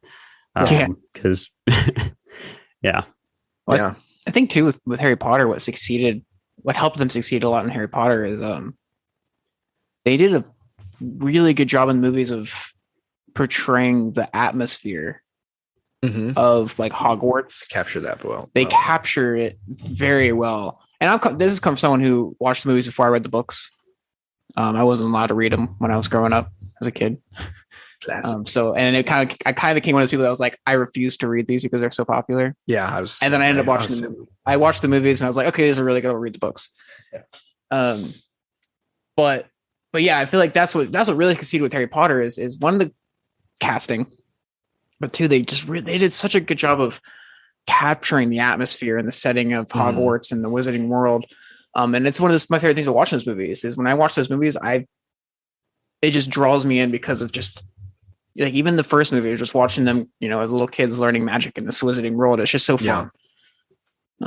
Yes, that's definitely something that they did well, because in the books are like, the books are so atmospheric, and the magic of the world expresses itself in so many tiny little ways, and they definitely latched onto that when they made the movies, and that's the kind of stuff that if you do that, you kind of like that get kind of the immersion that brings kind of helps you get into the story and kind of accept the rules and things that are happening. So it's very important. Yeah. Very immersive. Have you guys been to the Harry Potter world at Universal? Like that? Yeah, that is a super immersive experience. I love going. I've been to there so many times, like as an adult. We were there like this past summer, and it was one of those things where it's like, okay, this is going to be, a stretch logistically and financially to make it and do this. Do we want to? I'm like, yeah, I'm going to go to Harry Potter World. Like, and that's what we're going to do at Universal Studios. And we're going to go to both parks. We're going to go to Islands of Adventure and Universal Studios, and we're going to take the Hogwarts Express to travel between the two. Because like you want to be lost in that world. So they did a fantastic job at the parks doing that. Yeah, my wife's a big fan of Harry Potter, and she loves going to the Wizarding World. We had passes for a while there, and she would go with other friends even without me because she just loved going to the Wizarding World so much. So it's definitely very immersive. Yeah, and like the way they capture a lot of the details. So I think it was in the very first Harry Potter book, the way they described going into Diagon Alley, that you could walk by and like not even know it's there. And so, when you're walking in Universal Studios just outside the Wizarding World, like there are these kind of like, it looks almost like a carving out for like people to go in and out of the bathroom. Like there's no sign for it or anything. It's just kind of there. Like you would walk by without knowing it's there. But if you go around the corner and then all of a sudden, it opens up to Diagon Alley. And I thought that was such a cool detail. Like from the books, and like being able to see that come to life was really cool. But then speaking of other IPs that were adapted into like a real life type of amusement park, has any of you guys been to the Star Wars section of Disney World? I haven't. Not yet, no. Not as good as Wizarding World. Yeah. Really? No? It's cool and it was fun, but the problem, and this is the problem that they had compared to like Harry Potter World, is what they chose as the park was a planet that no one has ever seen. Oh yeah. And different characters that no one knows about. It's like if they would have done like Mos Eisley or something like that, it would have been very different. Yeah. But they chose a thing that no one knew. And so it's Star Wars and cool. Seeing the Millennium Falcon was definitely very cool, and seeing Stormtroopers walk around was cool, but it was not nearly as immersive as Harry Potter, because with the Harry Potter worlds, those are places we've seen, we've read, we've seen, now we're walking in it. With Star Wars, it was very different because I don't know any of this. Yeah. So it kind of pulled me out a little bit, and I haven't been back. Yeah. That's a good point. You're still able to like make your own lightsaber though, right? Yes. I mean, that was back when I went, was when it was first opened up. So it was all very expensive, and a lot of people were waiting to do that. Probably, right? We never even got to bother. I got to look at the lightsaber hilts. That was really cool. Yeah. You can still make your lightsaber, and that seems like it'd be really fun. But yeah, just not the same immersion. Yeah. I mean that's unfortunate, because I feel like you could really do like something Star Wars related that would do it justice. Just like you pick a setting from the original trilogy or the prequels, or even just a place where we're all familiar with, and then bring us there. And by the way, that's the beauty of the Millennium Falcon, is that you can kind of like plant it anywhere. So I wonder if maybe in the future they can change a lot of the settings and stuff around there. I mean, that would be nice. Yeah, because they could do so many different things. Different areas, but then they're coming out with this thing called Star Cruiser, I think, which is like this hyper expensive experience. Yeah, where you can basically like stay in this. It's basically like a hotel or something, but it's made to be. The idea is for it to be like a completely immersive experience where it's like you're staying on a Star Cruiser, Galactic Star Cruiser. The only thing is, once again, it's kind of similar to what Jeremiah said. The things they are choosing to kind of focus on and like really put as the center of their experience are things that are like less familiar, less core Star Wars stuff. Maybe I think there's a little bit more stuff from like the sequels and things, which is obviously great for the younger generation, that maybe like episode 7, 8, 9 is their entrance into Star Wars. But the people that are going to be going to that are going to be like, your audience are going to be the people paying the bills are going to be adults and people that are older than me that are, have the money to go and spend there. So it's just kind of strange. And I mean, that's kind of like a little bit, Disney's been a little bit, it's been a little confusing how Disney has handled the Star Wars IP thus far in some ways. So it's kind of par for the course, I guess. But yeah. Yeah. I feel like they got off footing probably around the time when The Last Jedi came out. And ever since, they've just been trying to keep themselves from falling. And like it's hits and misses, I don't know. I feel like they're still trying to figure out what they're doing. Yeah, I think certain aspects are. It's hard. I think it's hard. Like you have someone like George Lucas, or someone that was one of the strengths of The Expanse. I think the adaptation of the show is that the writers, because the writers of The Expanse series are two guys and they write under a single pen name, but they were very much involved in adapting. I think they wrote the screenplays or they wrote scripts and they wrote the outlines for each season and things like that. So they were very much involved in figuring out how to adapt this from this medium to this medium and what to cut and what not to cut and things like that. And so when you have like this kind of, central visionary person that, has an idea and understands the material and what the fans are looking for and things like that, like George Lucas, although there definitely was a time where people didn't feel that way with him, like with. But it's also his world, right? It's one of the things where you cannot argue with him because he's the one he had all that planned out, right? But people will. Yeah. People did. They don't so much now. They miss him now. But but there's just the strength. That's just a strength of having that involvement from the person who originated the ideas. That they can kind of help you understand what it's about and why is this not Star Wars and why is this Star Wars or someone who also cares so much about the source material. So like a good example of not as an adaptation, but like taking the source material and running with it in the right way is Dave Filoni. He was the guy who did the Clone Wars cartoon show. And he basically worked under George Lucas for a long time, was like a biggest fan of him, and wanted to stay true to George Lucas's vision. And that's why the Clone Wars TV show was such a big hit, because he stuck to Star Wars. He understood Star Wars. Dave Filoni, I feel like he's credited for understanding Star Wars. I think it was one of those behind the scenes specials of The Mandalorian where he talks about the Duel of the Fates and how, basically Anakin's tragic downfall is in part because he needed a father figure, and Qui-Gon was that father figure where Obi-Wan was more of a brother. And so, that's what the Duel of the Fates was about.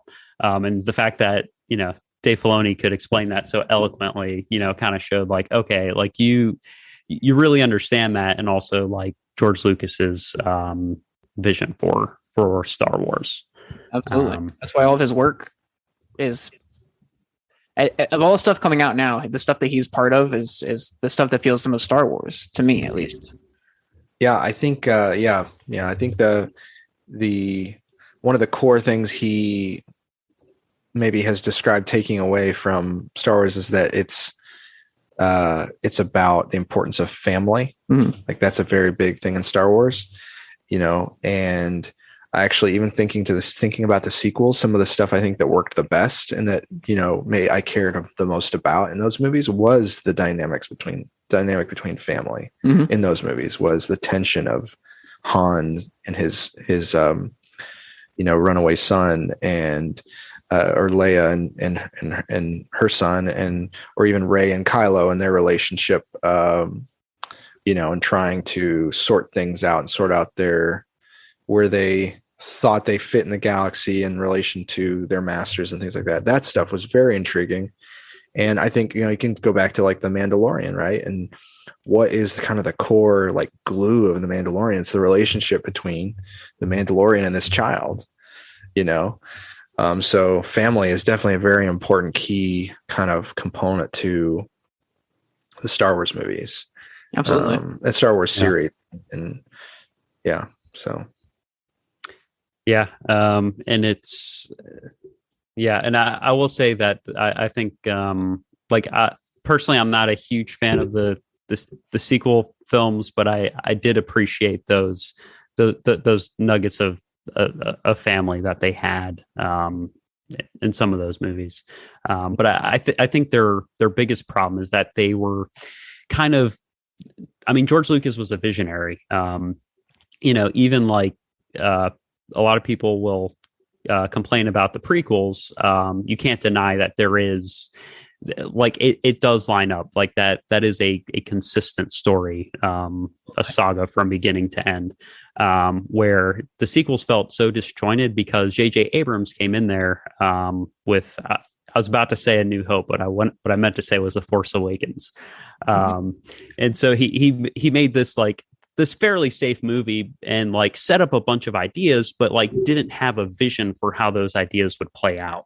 And so, you had another filmmaker come in and decided to go in a completely different direction and like had his own vision for it. And then that got backlash and then the studio got nervous. And it's like, oh, well, let's go back to the vision that we didn't have a vision for. And it just all, kind of, it didn't feel coherent.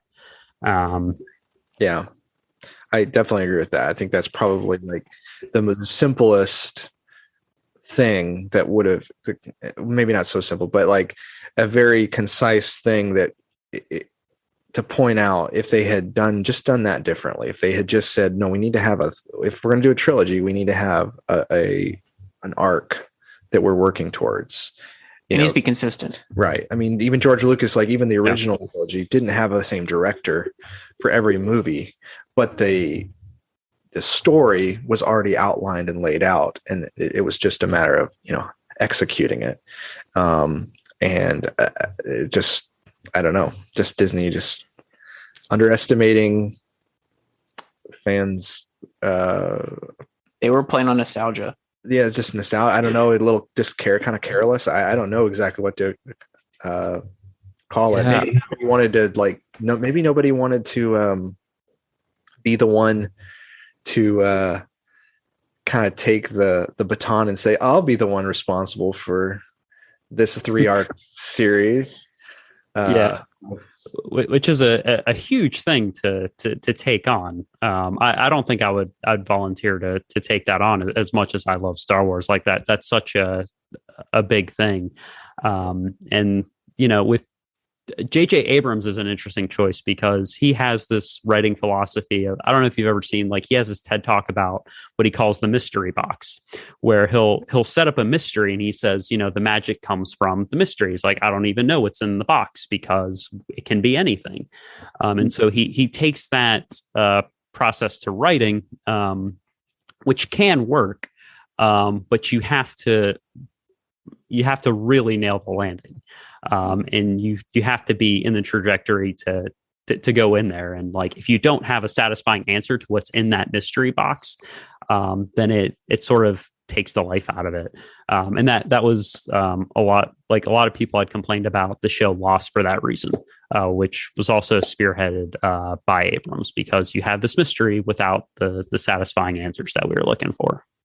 Yeah, I think that's just kind of shows that idea can only take you so far. Like, ultimately you could do the mystery in between, but if you don't have like an ultimate idea of where you're going, then it's just not gonna be satisfying. And I mean, endings are so important to stories because it's the context, that's the full context of the story.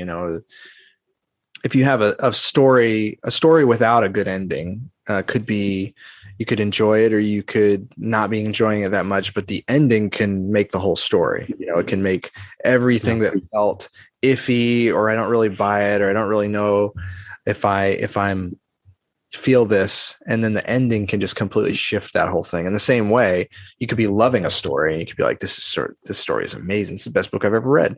And then you get to the ending and you're like, it just didn't all come together for whatever reason, and just can completely kind of change the way you feel about a story, So that's why people should take more care whenever they're, thinking about those kinds of things. I agree 100% with everything you just said. I think endings are very important. They're hard. They're hard to get to the landing. So I know they're writers, I feel like, that struggle with it more than others. But Brandon Sanderson, he has a class writing science fiction and fantasy that he teaches on at BYU, and he puts it all online on YouTube for free, so anyone can go and just watch it. Another reason why Brandon Sanderson is a fantastic human being. But one of the things that he talks about As far as endings, and just writing in general. So when you start a story, you're making a promise to your reader. You're making a promise to your audience, and there are two directions you can go with that. You can either fulfill their promise. So when you say, "Oh, hey, this is the kind of story that I'm going to tell.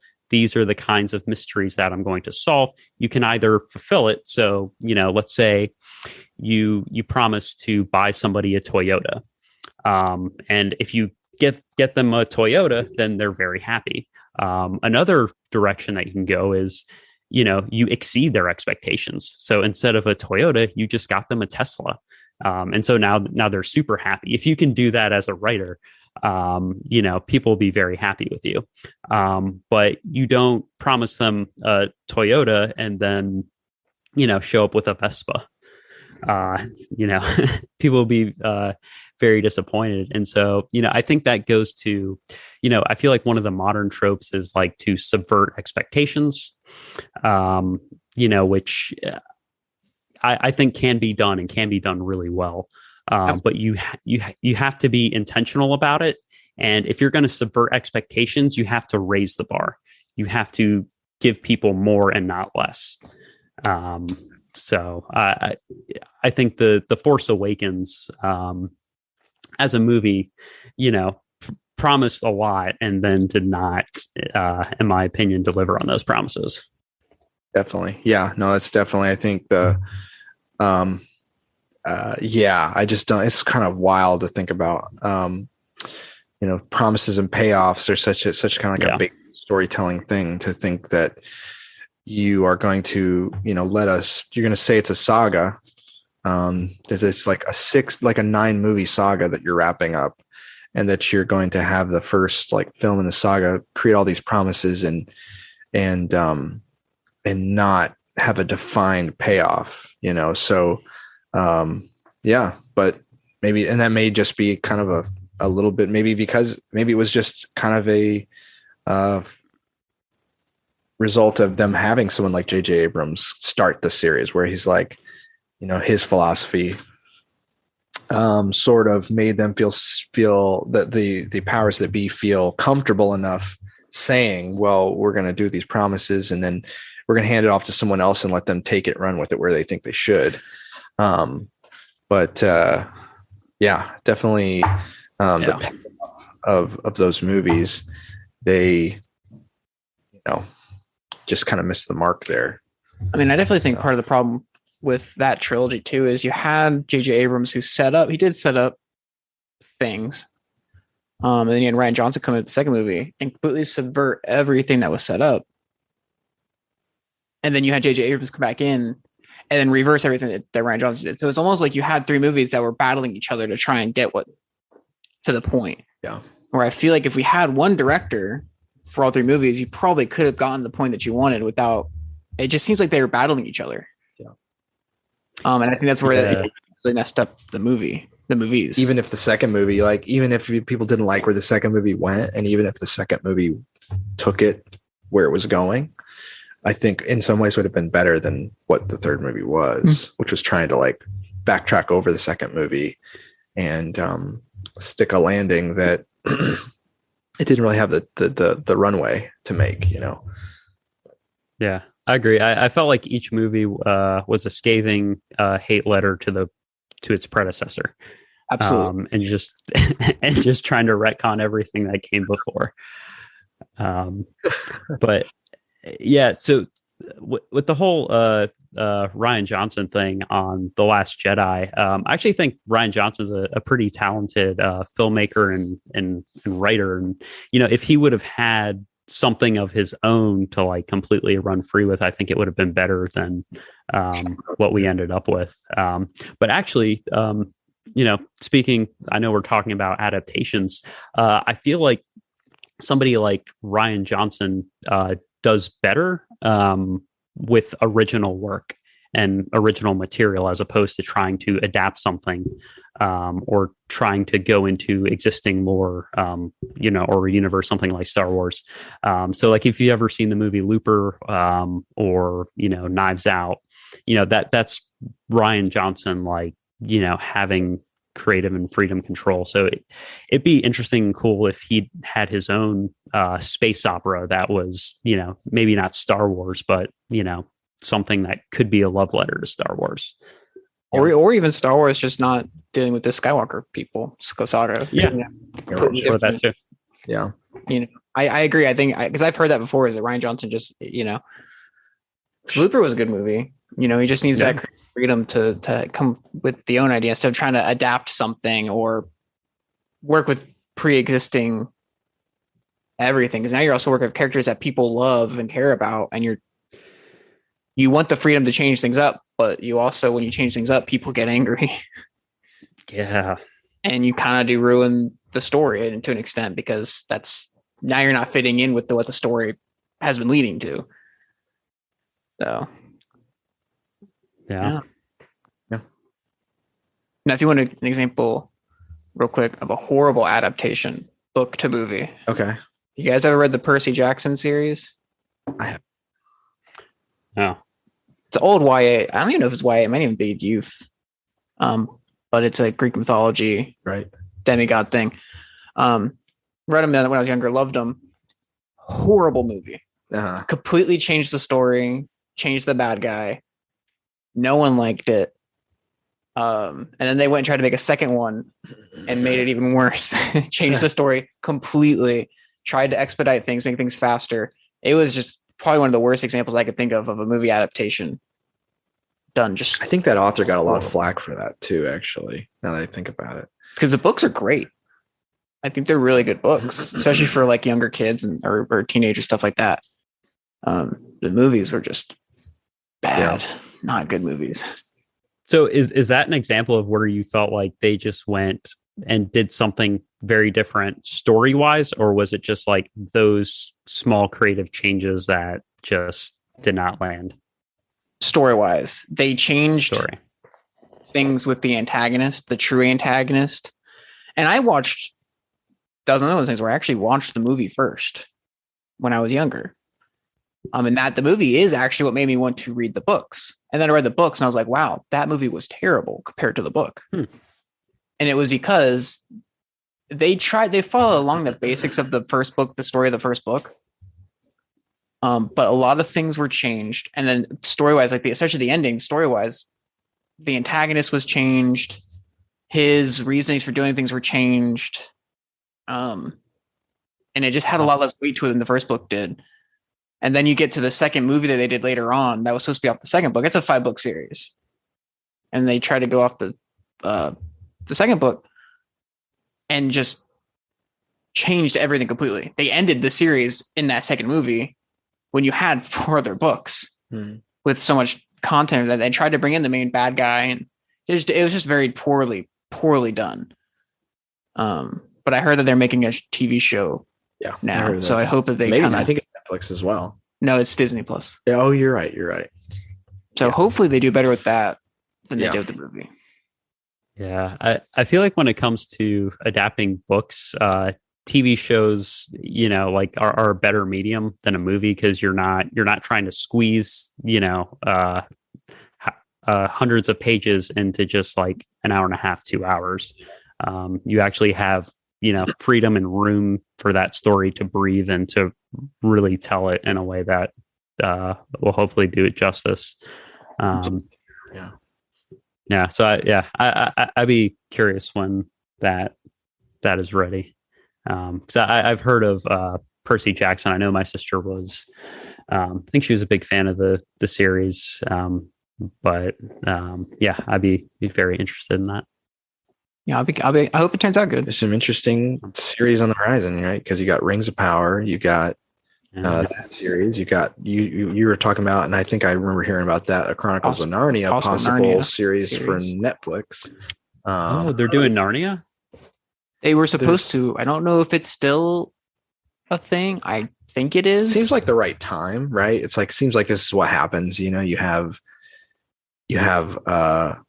something start to get big, like you have Rings of Power coming out, right? You have Wheel of Time, and now you have Rings of Power. So it's like, just seems like that's kind of how things go. I mean, you had Lord of the Rings and the Harry Potter series coming out at the same time, and and stuff. It just seems like that's the mood of the way Hollywood would find what people are eating up and then try to just churn it out as much as they can. But Yeah. Well, anything else we should say about adaptations before we? I think there's a lot we could say. Well, yeah, But I there's should be think- a lot more.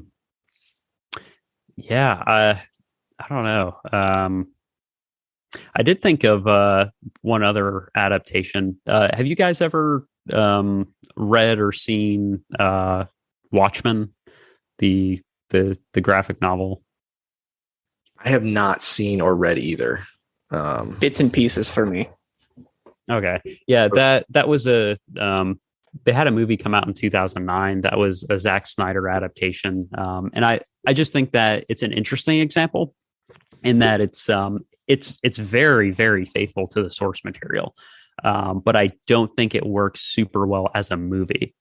Like it's almost like frame for frame the same, but just like the beats and measures, like it feels like it may have been better as a TV show as opposed to a movie.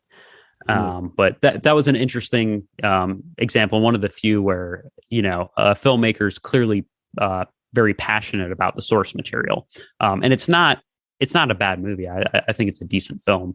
It's just not. I don't think it's the best adaptation. But that was the only other example that I thought of. Cool. Well, and what? And Yohann, thank you for coming on. Thanks so much for having me, guys. It's been a lot of fun. Yeah, it was great to have you on. I'm excited just to have the rest of your books come out when they do eventually come out. I'll definitely be reading them. It'd be cool to maybe have you on the podcast again some other time as well. Yeah. I'd love to be back on. All right. Well, if you can find Johann's book on Amazon, right? That's probably the best place to go. Yes. You can search Keys of Time by Yohann Martin. You can find it on Amazon, Barnes and Noble online. You can find it on my website, johannmartin.com. Awesome. All right. Well, thanks, Yohann. And as we say, this has been the Bridge of Two podcast. A far, far away bridge.